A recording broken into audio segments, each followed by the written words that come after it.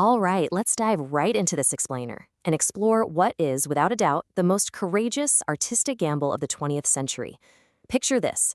The year 1939 is fading into 1940. The world is teetering right on the edge of absolute darkness, and the shadow of fascism is spreading like wildfire across Europe. And in that exact moment, the most famous entertainer on the entire planet decided to risk it all. We're talking his whole empire, his massive personal fortune, and his own safety, just to stare down one of the most terrifying forces humanity has ever seen. We are, of course, talking about the legendary Charlie Chaplin and his absolute cinematic masterpiece, The Great Dictator. You know, it raises a profoundly fascinating question when you really sit back and think about it. Can a comedy, just a piece of art designed to make us laugh and forget our troubles, actually threaten a brutal, heavily armed totalitarian regime?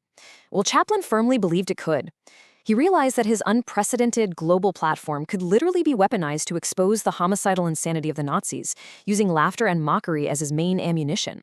I mean, it's actually incredible to think about, right? An artist taking on a dictator with nothing but film stock and physical comedy, totally believing that humor could pierce right through the armor of a tyrant. Section 1. A world refusing to see. To truly grasp the massive stakes of this film, we've got to travel back to that fearful isolationist landscape of 1939. Take a look at this context for a second, because the immense pressure Chaplin faced was just staggering. And hey, as a quick note, this video is for educational purposes and created under fair use principles. Anyway, back in 1939, the American Congress was strictly isolationist. They stubbornly believed that the conflicts brewing over in Europe were simply not America's problem. And on top of that political hesitation, Hollywood executives were absolutely terrified of losing the highly lucrative German box office. Because of that, anti-fascist films were virtually non-existent. The Nazi representative in Los Angeles, this guy named George Gisbling, was actively strong-arming the studios, literally sending threatening letters to shut down any anti-Nazi productions before they could even get off the ground.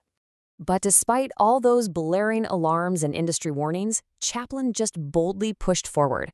He actually went as far as lying to the rigid Hollywood censors. He claimed he had no script and no real story, really just to keep them off his back. But it turns out, behind the scenes, he was secretly being buoyed by this incredibly powerful private message. Jack Warner, of Warner Brothers, had met with President Franklin D. Roosevelt in the Oval Office. Roosevelt acutely understood the power of cinema, and he wanted this film made to help sway public opinion. So Warner passed this encouragement down directly to Chaplin. Armed with this quiet, extraordinary endorsement from the president himself, and, backed by his own vast financial independence, Chaplin confidently started building his sets in September 1939. Section 2, The Barber and the Dictator. Let's look at how this historical tension builds right into the brilliantly crafted philosophical core of the film. The real genius here is this striking duality Chaplin utilized. He drew heavily on the chilling, real-life parallels between himself and Adolf Hitler. I mean, think about this cosmic coincidence for a second. These two men were born exactly 4 days apart in April 1889. Both rose from absolute crushing poverty to achieve unprecedented global prominence.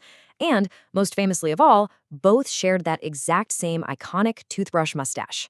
Chaplin leaned directly into this bizarre reality. He played two distinct roles: Adenoid Hynkel, the ruthless, power-hungry dictator of the fictional nation of Tamania, and, well, a nameless, innocent, persecuted Jewish barber living in the ghetto. He was essentially looking right at the fascist regime and saying, if you want to use my image against me, I'm going to weaponize it right back, and I will wear it as a badge of honor on the silver screen. Section 3, Dancing with the World. You see, Chaplin profoundly understood that fascism thrives on fear, intimidation, and these grand spectacles. So he made the deliberate choice to strip all that fear away using the masterful art of mockery. And there is this one particular scene that brilliantly illustrates the dictator's homicidal insanity. It's this absurd, yet absolutely mesmerizing ballet, where Hynkel dances with a balloon globe. If you've seen this sequence, you know exactly how hauntingly beautiful yet deeply disturbing it is.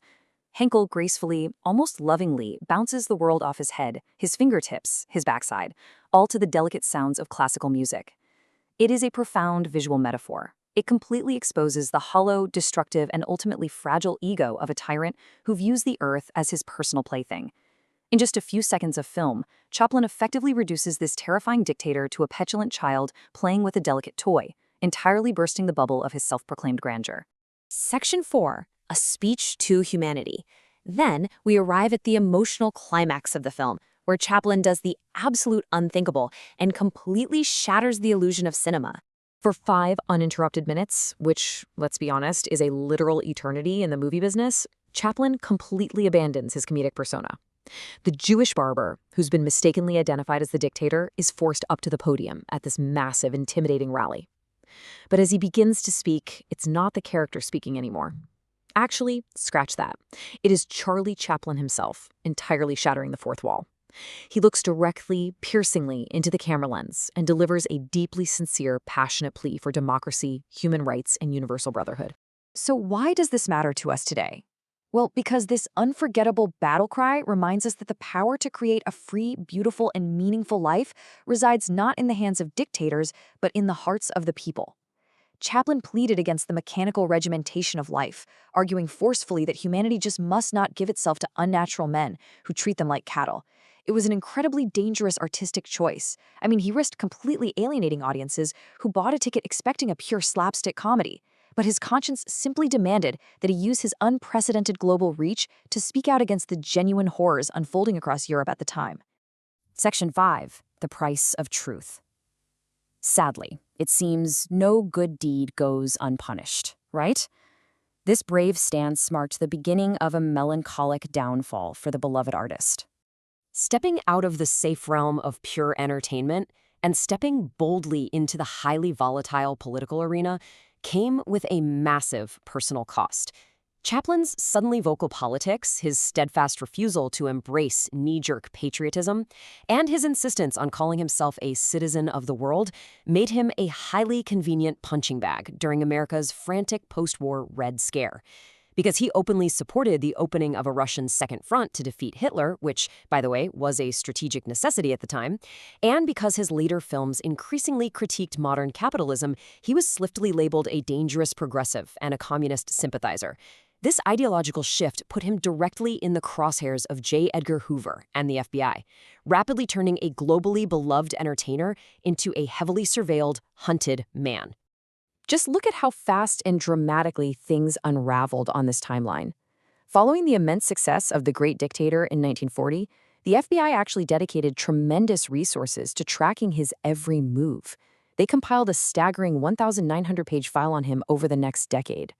By 1947, he was facing aggressive public scrutiny and relentless investigations by the House Un-American Activities Committee. The climax of all this systematic persecution hit a breaking point in 1952. While Chaplin was simply on a ship traveling to London for a movie premiere, the U.S. Attorney General suddenly revoked his re-entry papers, effectively banishing him from the country he had lived in, contributed to, and deeply loved for decades. So he spent the remainder of his life in exile in Switzerland, forced far away from the groundbreaking studios he'd built and the American public that had adored him since the silent era. Chaplin's story is a sobering, poignant reminder that true artistic vision and immense moral courage often demand monumental personal sacrifice. And before we wrap up this explainer, please do not forget to like the video and subscribe to our channel, Famous Lives Bio, as we continue to explore the profound personal costs paid by history's greatest artists. Ultimately, Charlie Chaplin lost his home to warn humanity of its darkest reflection. His immense sacrifice leaves us to ask ourselves this profound, timeless question of moral courage. When the world demands your silence in the face of overwhelming injustice, what would you be willing to risk to speak the truth? Thank you so much for joining us, and keep seeking the truth.